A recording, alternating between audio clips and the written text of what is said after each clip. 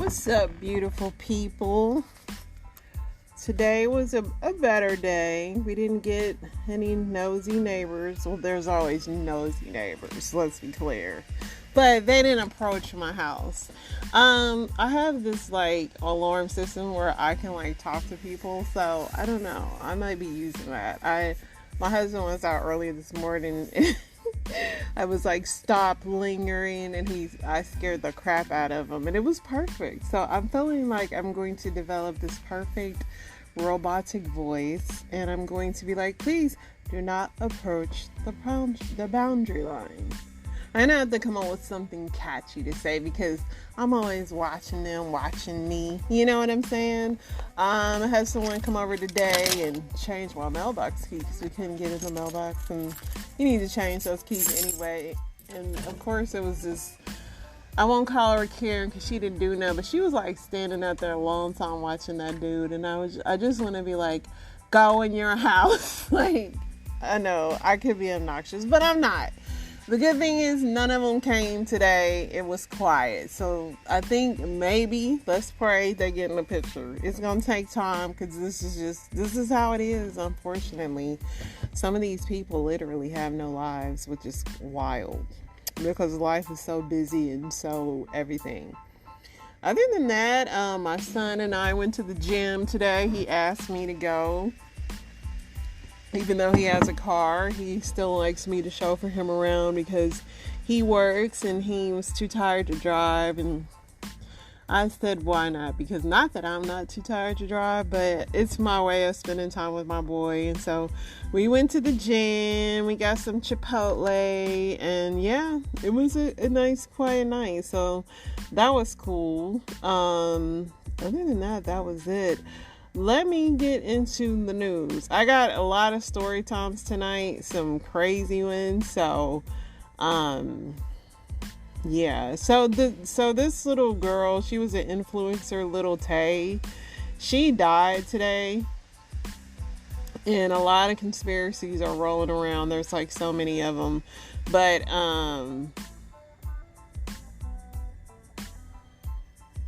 I don't even know what. It's so many conspiracies going on. But this was this little Asian girl who was always going around acting like she had a bunch of money and all that. And supposedly her and her brother died. But now they're saying the Vancouver and Los Angeles police have denied they're investigating the death of Little Tay, claims they have no record of her death and have not been alerted of her death. So I don't know what's going on. She was dying at first. Now they're saying that is not true. So I don't know.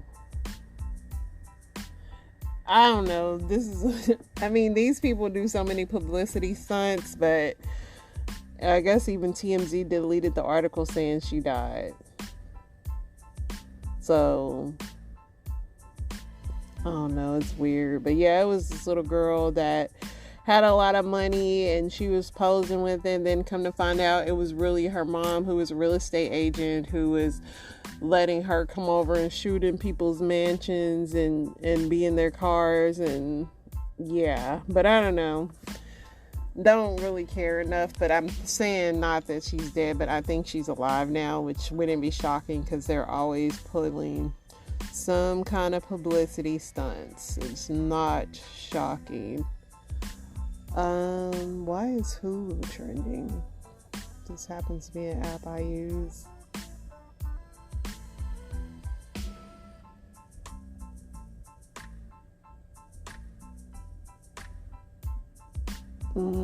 They've added some new shows. Hulu being $20 when you can barely rewind a show without the app malfunctioning. Oh, Hulu's raising their prices. I'm trying to think, do I even need Hulu? There's some things I watch on there, but shoot, all these apps are kind of starting to get the same shows. I haven't even sat down I finally got rid of my DirecTV, which I'm happy about, but I haven't even sat down Disney reports a continuing decline in subscribers amidst ongoing streaming. Like Disney, yeah, I have Disney Plus because of my husband. He likes to watch Mandalorian and some other shows, and I question him every week, like, what shows are we watching? Because I don't watch Disney.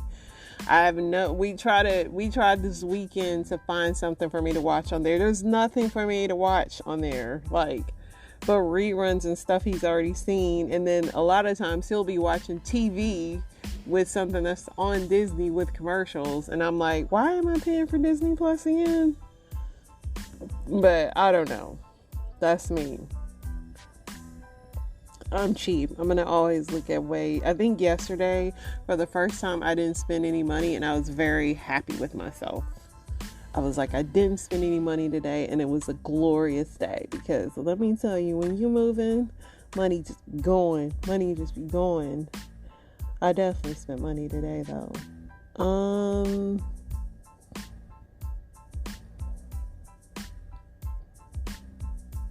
They're arresting people in the Alabama brawl still.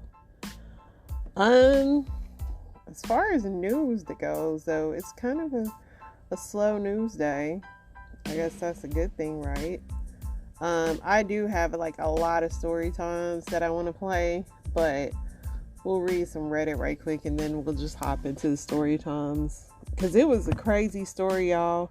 This lady's baby's head popped off when she was trying to deliver it, and the doctors, like, covered it up. It's like a whole thing. And I was like, I gotta play this, because although it's very trigger warning, it's just crazy. That is one reason I got my tubes tied, because having babies, like, it is still a miracle to deliver a healthy baby, and people take that for granted. For me, I used to have so much stress and anxiety when delivering a baby. I used to watch Baby Story, and I see these babies with like cleft palates and all these things, and the parents were completely normal, and it's just like, I just would be so afraid, and like, it just would drive me, like, I couldn't even imagine. So, let's see what is going on.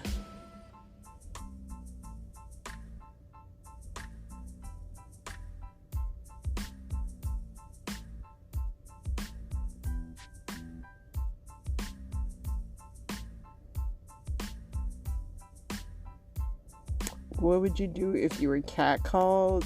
And I ignore catcalls. I've never liked them. Somebody said, smile and brag to my girl for the next week that I was catcalled. I'd be giggling like a little girl.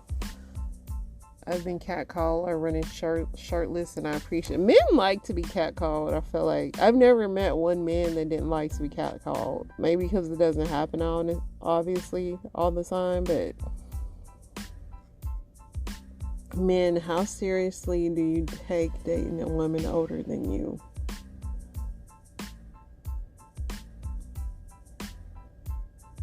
When I was 30, I married a woman who was 40. She was broke and I was doing okay. I owned a house. She later divorced me because I didn't have enough money, but age wasn't an issue for us. You were 34, not 54. I was 32 when I met my partner. She was 47. We've been together for 7 years. I take our relationship very seriously.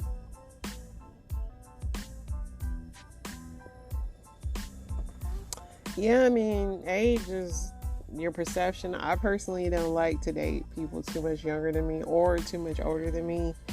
It's just too, I have to have some things in common with you.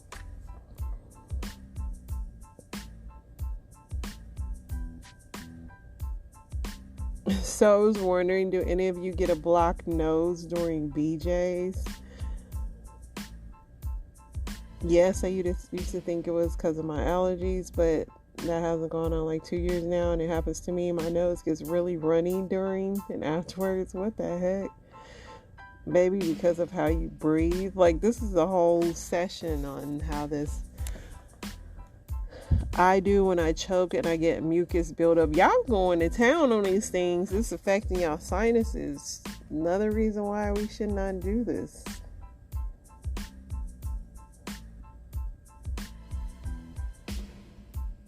Some of these questions today are crazy.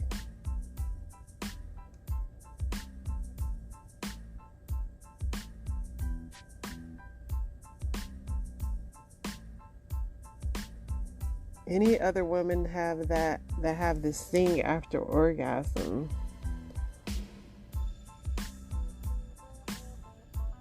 I don't know what the question is.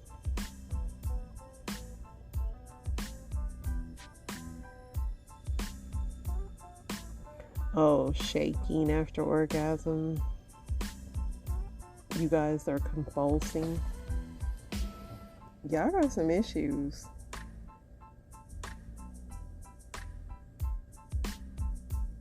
I'm scared to start using tampons. Any advice? Don't use tampons. What are you using a tampon for? Tampons are really bad for you.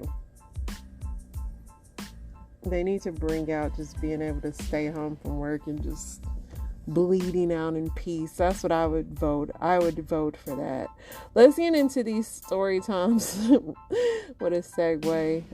Like I said, this first one is about a decapitated baby. So if you don't want to hear it, please fast forward. Okay.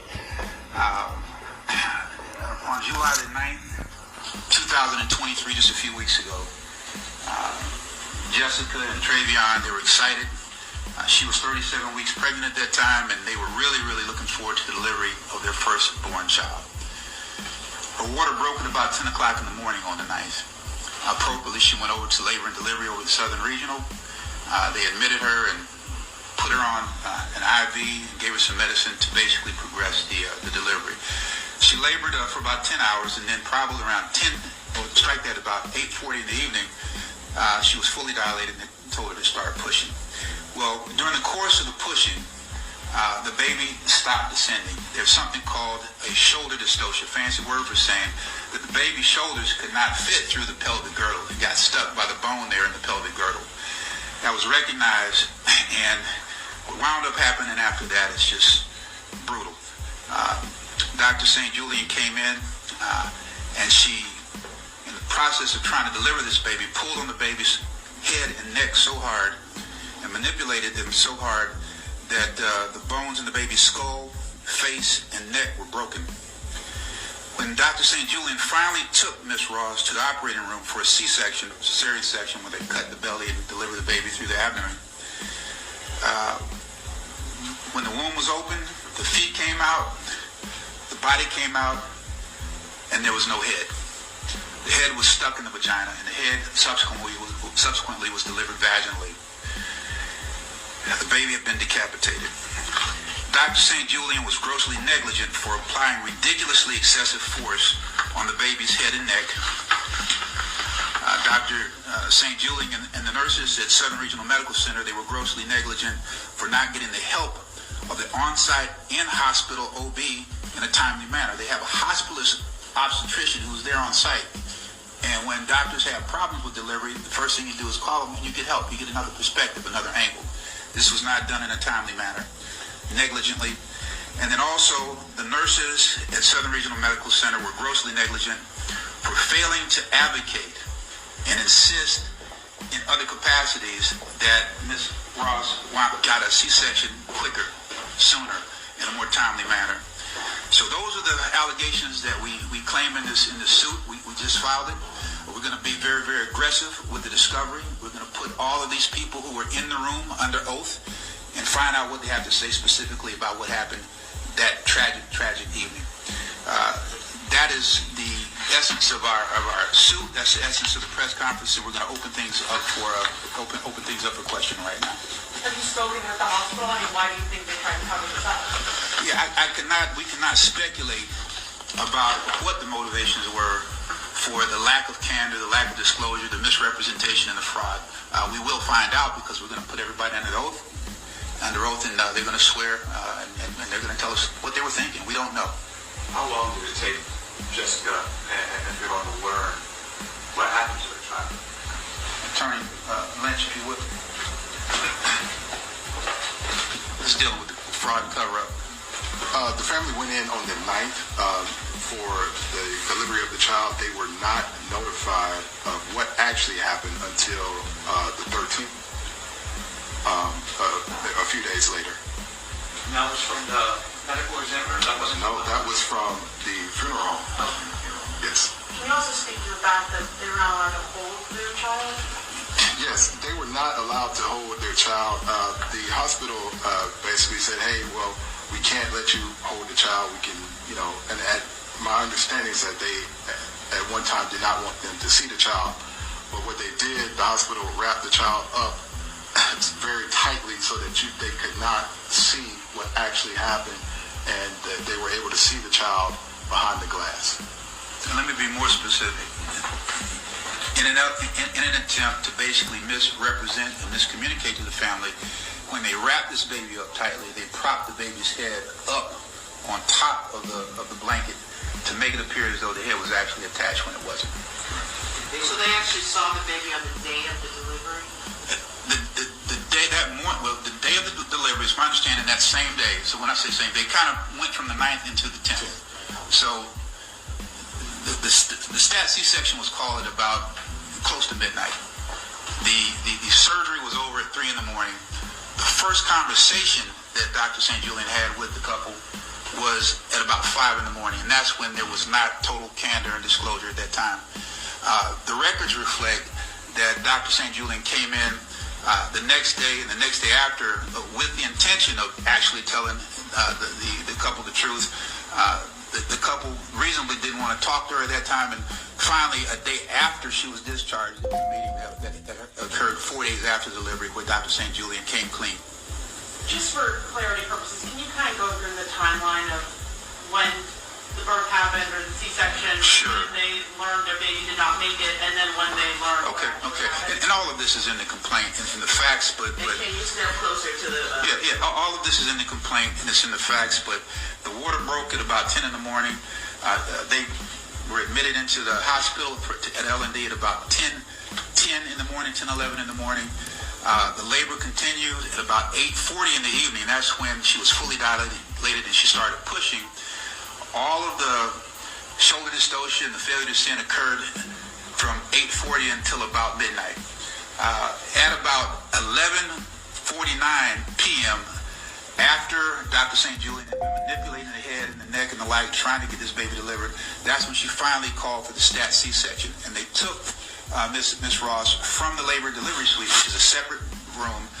The operating room was just right next door. So they rolled through the doors, and then they proceeded and started with the C-section. The C-section, the baby was delivered at about 12:11. That's what the records show. You can go back to the complaint and just verify. But about 10 minutes after rolling the baby back there, the mother back there, the baby was delivered again.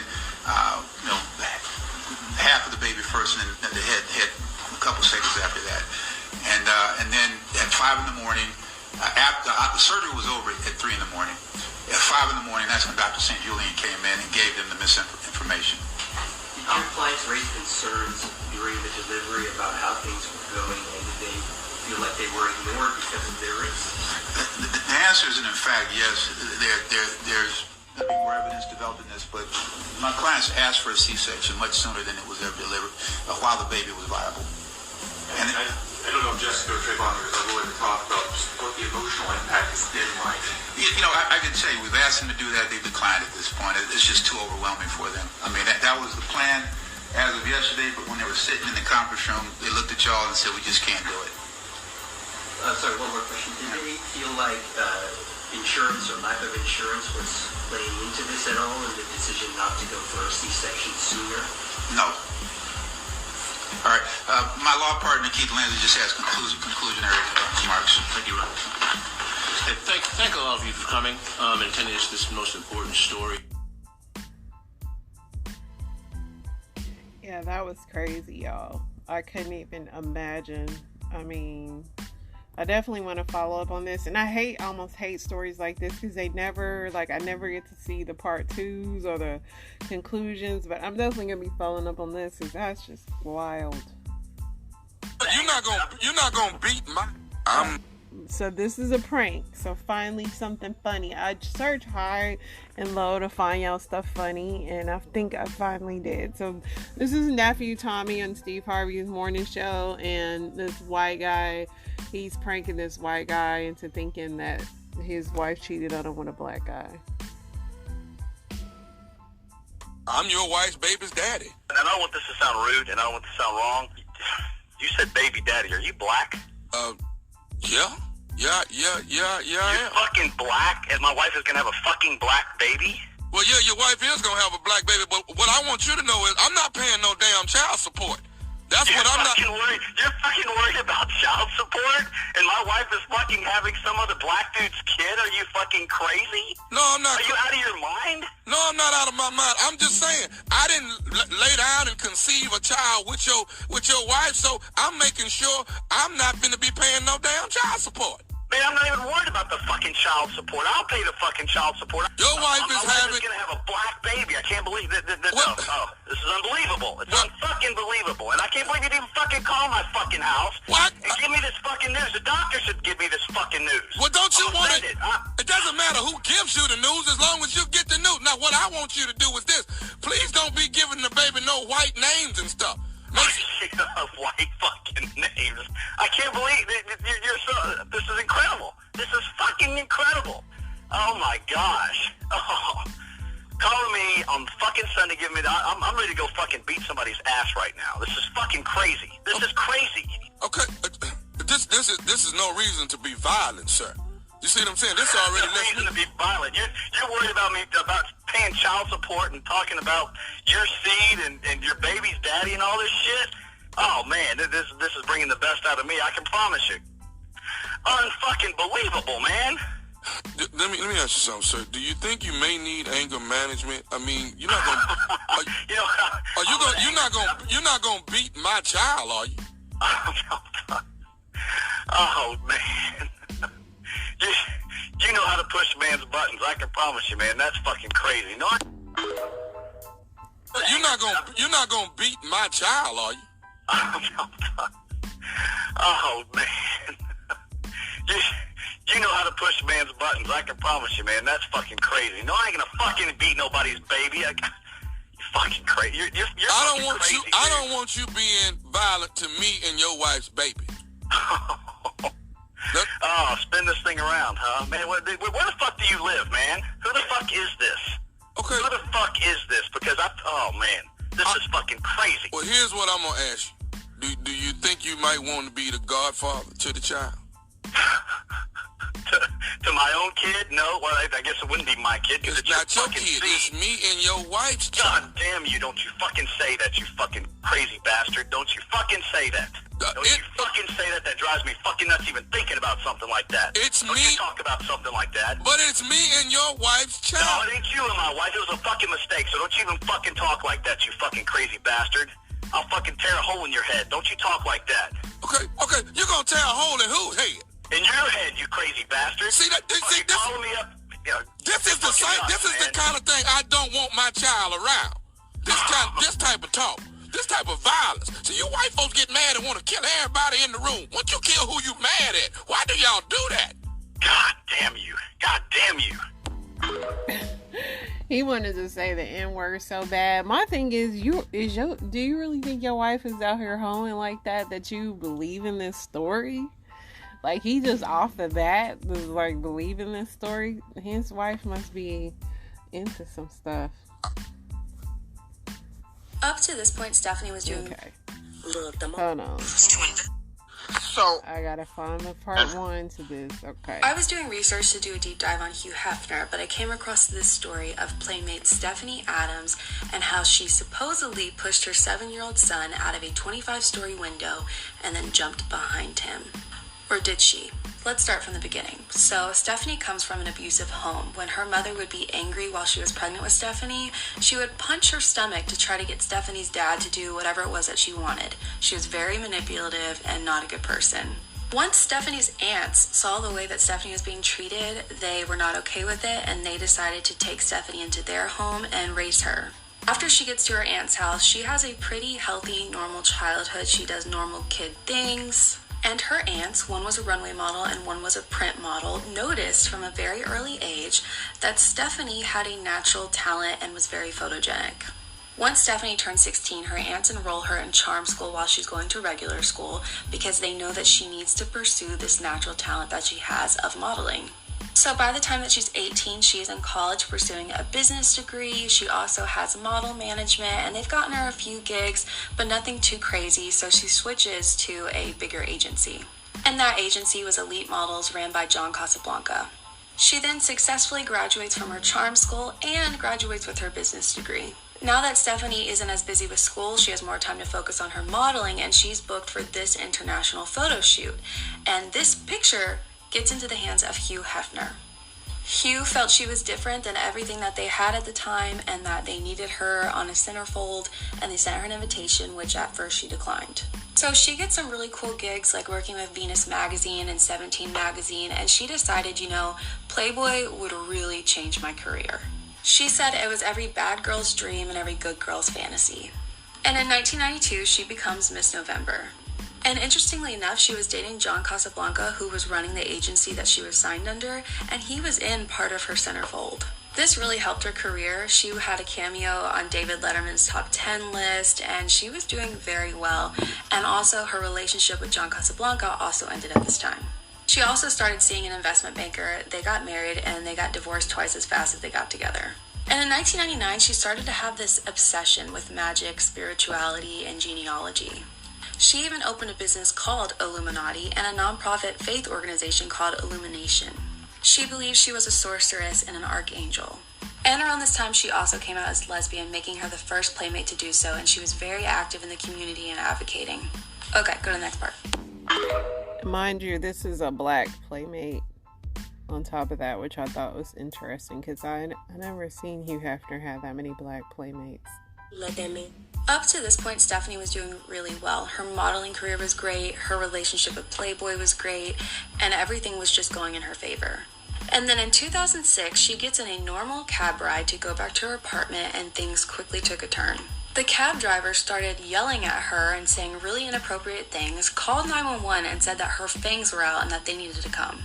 He also said that she had a gun and that she was going to unalive him. So the police show up, and instead of checking her for weapons or getting her side of the story, they rough her up so bad that she got permanent neck and back damage. Even though she complied the entire time, they still slam her to the ground for no reason. So Stephanie decides to do a lawsuit against the NYPD because she did nothing wrong and she should not have been treated that way, and that lawsuit would go on for years. There was also shady stuff going on in her personal life. Her aunt and uncle became sick and they needed care, and so Stephanie's mom was their caregiver, except Stephanie's mom would leave them in their urine and feces and not take care of them at all. Stephanie then petitions the court to be their caregiver, and when she does and sees the condition that they are in, she is shocked. Not only that, but she finds documents where her family had been changing information for the aunt. Her family had changed the aunt's deed to have other people's names on it. They changed her will. They were just forging all sorts of documents so they could take everything that aunt had when she passed. Stephanie's uncle did pass shortly after, but her aunt lived a lot longer than Stephanie thought she would. So Stephanie decides that she's ready to date, and she couldn't find anyone in real life, so she decided to go to Match.com, and then she meets this man, Charles Nicolai, a chiropractor. They were married by 2010 and shortly after had their first child together, a boy. And after all these years have passed, enough years to get married and have a child, the NYPD finally settles with Stephanie. She is awarded $1.2 million for what they did to her, which was even more than her attorneys asked for. Stephanie wanted to make it very clear that she had nothing against the police. She even did photo shoots and things with them, trying to show peace and that she's not angry. She felt like at this point, everything's good, I can move on from this. That was until she started receiving racist emails so frequently that she feared for her life, so she contacted NYPD, please look into this, what is going on? They track him down. It's an unemployed 30-year-old man who had been tracking her for years. All the police could do is give him a warning, so they did, and he stopped emailing her after that. And this is when her husband Charles would liquidate his chiropractic business, restart it, and use money from Stephanie, allegedly. Okay, go to the next part. Dang it, girl. Why do people do this? And now I gotta go read, because we are not going to, let me see what happened to the lady, because I'm not about to be playing a million parts. That stuff drives me insane. That's why I, when I don't look at these, I don't know if there's 50 million parts. But basically, she was a black Playboy playmate. She, let's see. So on the evening of May 17, 2018, she checks herself into a 25th floor penthouse in the Gotham Hotel, of all places, on 46th Street in Manhattan with her 7-year-old son. The next morning, both were found dead on the second floor balcony in the hotel's rear courtyard. According to law enforcement, Adams and her husband were involved in a custody battle, and hours before checking in the hotel, Adams told the New York Post that her husband and his lawyer were preventing her from taking her son on vacation. The New York City Chief's medical examiner obviously ruled her death suicide. Very unfortunate. She looks like she just had a lot of issues going on, because one minute I thought she was a lesbian, then she got married. I don't know, but yeah. Here's a word of advice to the ladies. Look, the moment that you let that man move in with you, you are now the man. You can just consider yourself the man of the house, baby, because you're already in your masculine energy. Men should not move in with women, and that's just that on that. It don't matter if he's paying the house note or paying all the bills. You're never going to be able to change that dynamic, because the moment that y'all get into it, y'all break up or it's over, you're going to tell that man, get out of my house. You're going to be telling him to get out of your house. And so you ain't got to explain yourself to me, because I get a lot of it was best for us. I was the homeowner first, and it just made sense for us. Okay, Brandon. Okay, just gonna start lining yourself up. Okay, line your beard up, because you're still the man. If it's that imminent for y'all to live together, let that man put a roof over your head. and that just is what it is. So I hope that this is temporary for y'all, and that y'all can start looking for something together, because it doesn't matter it doesn't matter what your reasoning is behind it. That man is in your house. And that's a good word. Listen, I didn't put plenty of men out, and they hated it. But when you are the man, the person, I guess you could say the man on that lease or whatever, it's your rules, big homie. I kept me some black trash bags on deck, but no, her advice is straight for real. Because and that's anybody. And I told my son the same thing. Like, don't live with a woman, like, have your own stuff, because you don't want nobody to be able to put you out. And then if you are in that situation, you need to have, like, a plan, like, if that was to happen, or a place where a backup plan, because, yeah, if it's somebody's stuff, they can put you out. To investigate, but they told Brandy they would forward the case to the Department of Health. Now I'm mad because the police can't do anything. Brandy says she called several lawyers, but they wouldn't take her case. It's frustrating. Why do you blame yourself? I should have seen the red flags. So Brandy went on Facebook and let it all out. And I posted her pictures along with what happened that day. What was the reaction? It happened really fast. Within an hour, it was already shared over 2,000 times, and it just kept growing and growing and growing. It was big. Brandy's Facebook page about Dr. Schneider, which now has more than 14,000 supporters, brought other parents out of the shadows. We've seen a thing on Facebook where they were having a meeting at a town hall. And then I realized that Thomas was not the only child. I was like, holy crud, what's going on with this guy? Brandy organized the Mad Moms, and they started protesting Dr. Schneider's office every day for several weeks. The more they protested, the more news spread, and tempers flared. Here, our affiliate in Jacksonville, Florida, actually catches a protester lunging at Dr. Schneider after he tells the moms to leave his office. I actually heard it on the news. That's when Grandma sprang into action and joined the protest. I pulled right up. Yes, I am finally going to be heard. Finally. So happy. Their story is all too familiar. Little Dariah went in for 2 cavities, and she came out with a mouth full of caps. We filed a complaint against him. Deja Smith says no one would take her complaint seriously. I tried to get help. I tried to get heard. Nobody wanted to listen to me. And it's just like, finally. Years later, but finally. Finally, indeed. After weeks of protests last May, Dr. Schneider gave up. He voluntarily relinquished his license to practice and shut down his office. But that was still not enough. The chorus of irate moms finally got the attention of state investigators, the ones who they say ignored their previous complaints. The Attorney General's office called my home We tried to talk to Dr. Schneider, but he barked at our producer and told Crime Watch Daily to get off his property. Then he called the cops on us. 6 months after the Mad Mom shut down the alleged Little Shop of Horrors, Dr. Howard Schneider was arrested and charged with 11 counts of Medicaid fraud for performing procedures without parental consent and submitting unauthorized claims for Medicaid reimbursement. The handcuffs made me smile.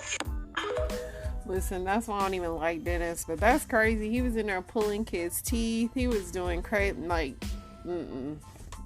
I don't do voluntary surgeries, period. I have a nightmare story about that with my mom. Like, when it comes to these dentists and people, I can't. So, I'm like, he know he putting his big smile on my face because he see me cheesing, so it's putting a smile on his face that he know he's making me happy. And I can tell that he knew that I was not used to stuff like that. So, I'm like, no, please put it back. He was like, what? No, I'm going to get you to blend this and that. I'm like, no, like, please, like, I can't accept that. Like, I'm just like, and now at this point, I'm thinking to myself, like, okay, you're taking your delusions too far, bitch. You need to tell him what's up now, because you're taking this too far. Because he's already, I could tell that he was just so into me. So, I made him put the blender back.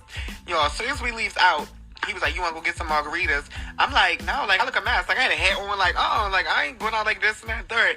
So we walking back to the car. It's like this man pushing a cart of roses through the thing. He done went and bought me a bunch of roses. Now he put them in my hand. And I walked through the fucking Walmart parking lot with a bouquet of roses. I'm like, oh my God, like, I gotta tell him to tell you, like, I can't. So now I'm saying to myself, like, Lucille, end this now. Well, not end it, but tell him what's going on now. Because it's just, like, he's just too perfect. Like, he's too perfect, and what you're doing is not right. I'm telling myself that, like, it's not right. Like, tell him now. Like, the horseback ride little date was cool. The Six Flags was fun. Just all, like, little stuff. But it's like, now it's like, you know, like, those toxic situations where you meet a nigga the first night and then y'all be together every day since. Like, it was like that type vibe. It was just like, this is getting out of hand. So, I was like, all right, I'm going to just wind up telling him to you. So, after that, we went to the Target. He brought the controller. Then we went back to my house. We played the game for a little bit. And, you know, he wound up leaving this and the third. Boom. So, I was like, I'm telling him to see tomorrow. So, the next morning, he texted me, like, you know, good morning, what you doing? I'm like, nothing, just laying in the bed, just getting up. You know, what you up to? Then he sends me a picture of him at a track meet with his nephews. Because he was telling me already, saying that he was, like, real family-oriented and stuff like that. So he was there to send me the picture of him in the track meet with the nephews. He's like, I'm on Uncle Duties today. So now he's like, he on Uncle Duties. Like, he in a picture with the nephews. I'm like, oh, my gosh, this man is fucking perfect. I'm just really gagging, like, you family-oriented. You're a gentleman. You not broke. You just, like... What? It's just like, what's wrong with you? I just kept trying to think, like, what was wrong with him? I didn't see or follow him at all. Boom. So I'm like, now I got something to tell you. I was like, so basically, I can't remember exactly what I said, but I remember his response. So I basically wound up telling him something along the lines of, I feel like, you know, I really do like you, and I said that you really like me, but I feel like I'm letting this get too far because I feel like I'm not being upfront, you know, whatever he's saying. Because he's like, what you talking about? So I basically was like, you know, this is what I am. So he waited a little while before he replied. And he was like, you for real? And I'm like, yeah, it's not that I wasn't trying to trick you enough like that, but I didn't expect to start liking you this much. I didn't expect our conversation to go outside of the club. Like, I didn't expect me to be on my first time on a horse and all this, like, I didn't expect all this stuff. So, for me, it's like, I feel like I'm letting it get too far because I know the type of person I am. And how I get when I start liking people, like, I'm like, oh, I just gotta let you, like, just tell you that. So, he waited, took another little second before he replied. And he was like, I appreciate your honesty. I'm gonna call you when I leave the track meet. When I leave the track meet, I'm gonna pull up to your house and then, you know, we could just talk in person. So, I'm like, okay, you know, that's cool, I guess. Like, okay, bet. Now, I wasn't scared because, like I said, he wasn't giving me the vibes of he gonna try to do something to me. Like, that's not who he was. Like, he was just like a sweet, gentle, he was just perfect, the perfect man that you would want to date. So, probably like 2 hours later, he came to my house or whatever, and then we basically just laid everything out on the table. Like, I told him about my whole life story, you know, the stuff that I've been through when I was younger, when I transitioned, why I moved to Dallas. Like, we literally just sitting right there, just pouring our hearts out to each other, like, just talking about everything, or whatever the case may be. And in the end, of course, you know, he was just like, you know, I really respect you, you know, I appreciate you, like, not, like, letting it go too far, you know, whatever the case may have you, but I'm not into that. Like, I can't go down that. That's not, you know, he basically just wasn't into it. Like, he wasn't upset the fact that I sucked it a little bit. He wasn't the fact that the money that he spent, the horseback dates, like, he was not upset about none of that, because he just kept saying, like, you dope as fuck, or you're a lit ass person. Like, he just kept saying, like, I'm just, like, so shocked. He was just like, because this whole time I'm asking myself too. He was telling me, like, this whole time I'm asking myself, like, damn, what's wrong with this girl? Like, she, like, perfect. Like, what's wrong with this girl? Like, and I was never thinking, you know, that, or whatever the case may have you. So I'm like, I understand. Like I said, I wasn't trying to lead you on, but I told him, like I told you on the beginning of this video, like, I don't like to disclose my tea right up front. I like people to get to know me as a person. So even if it comes to a point where you don't want to go down that path, it's like, we'll still be good friends. Like, I'm okay with just being a nigga friend. Like I said, I get niggas, so I'm never tripping over a man not being interested. It's not that serious to me. So he basically not interested in it there. So he asked me, was I hungry? I'm like, yeah. I just got up. I didn't really eat yet. So he's like, all right, come on, let's go get something to eat. We went and got something to eat. This is all after I told him to tell you. We went and got something to eat. And then he asked me did I have my season pass on me, because, you know, we went to Six Flags. So I was like, yeah, I think I was in my purse. He's like, you want to go to Six Flags? I'm like, yeah. So after we went and got something to eat, we went back to my house so I get my season pass or whatever. And then we wound up going to Six Flags. And we had a time. Like I said, it was like nothing ever happened. But that was like the last day we kind of like really talked. Because I was turned off that he was turned off. So, like I said, he told me that he was not interested in that with me. So it was like, okay. But I'm also not about to keep texting you and FaceTiming you, knowing that I still do kind of like you. And I didn't want to make the situation kind of like uncomfortable, if you get what I'm saying. Like, I was like conflicted on if I should still like be friends and still reach out and stuff like that. But I was just like, And I feel like he felt the same way, because he didn't really reach out to me like kind of like after that. So we kind of just like, you know, left it at that. It was like no bad blood and stuff like that. It was just like, you know, we just like just living two completely different lives. Then my Instagram wound up getting deleted in 2021. Instagram wound up getting deleted. Y'all, I come across this page the other day. He is engaged with a Doug. Man, him and this hoe got a family. They done started a family. She ain't got no kids yet, but they got the Doug. So it's like, oh my gosh, like that was supposed to be me and my Doug. Like, it just made me so sad. Like, dating as a trans woman is so, I'm not gonna say it's hard, because like I said, I'm attractive, so I get like kind of like a leeway in a sense, but it's really hard finding the ideal guy that you like. And I feel like in a few times in my lifetime I have found them, but like I said, the tea always got in the way. The trans shit always get in the way. Like, oh my gosh. But y'all, gentlemen are out there. They do exist. You might gotta go through a few, but they out there. And I'll be back next time. An interesting story. Yeah, I feel for y'all people, because I couldn't imagine, but you know, it's hard enough when people lie about normal stuff, then you gotta lie about your homosexuality. But to his credit, I mean, he appears to look like a woman, but it's all in his voice that has to do. So I still don't know how that dude didn't know you was a dude, because I can hear it all in your Adam's apple, your throat, big dog. But I wish you guys love. Hopefully these men can stop being in a closet and come out, because she's like, he's with a whole woman now that's had kids. But I'm like, do she know that if you look at this woman, he looks like a man, he sounds like a man to me. I mean, he's got a good wig on and, you know, makeup and stuff, but he looks like a dude to me. I'm always confused how these men, I mean, the throat, like the voice is giving man. But I mean, I know I don't know how y'all get tricked. I really don't. But I'm glad that, you know, too bad he used your season pass for one more time to kick it and then he was out. But, you know, I'm glad he didn't do anything violent. And I don't know how society, I know that we have more people that are accepting trans people, but it is just I mean, I don't know, it's just, I can't understand it, but I'm glad this story ended with no one getting hurt. Salute to you still finding love out there. Aren't we all trying to find love? I have so many more, but we're getting up to the 45-minute mark, and I'll be back tomorrow, of course, and we'll do this again. Toodles, guys.